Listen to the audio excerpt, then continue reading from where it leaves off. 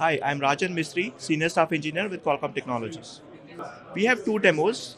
One is based on the Qualcomm Robotics RB5 development kit, and the second is based on the Microsoft development kit for Windows.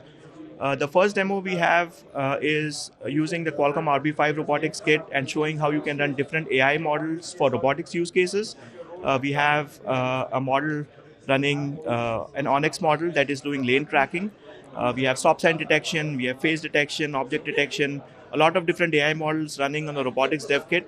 And we also have the dev kit running upstream Linux kernel and running ROS. So a lot of different enablement to show developers, to enable developers to jumpstart their robotics applications.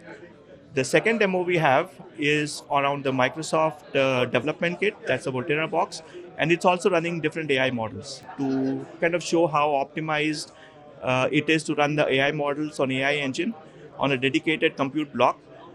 We are running a couple of different AI models there. One is image super resolution, and the other one is image enhancement. You can really see the optimization you can get compared to running those models on the CPU.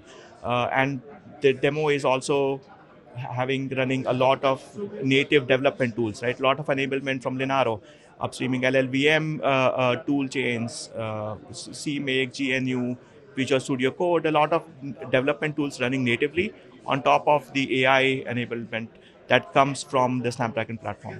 We have some tools from Qualcomm where you can take your AI frameworks, whether it's TensorFlow, Caffe, or you name it, open frameworks for AI, and you can convert those to run on a Snapdragon platform. You can get a lot of those tools, AI models that we showed here. They are published on AI Model Zoo on GitHub. You can find that information on developer.qualcomm.com.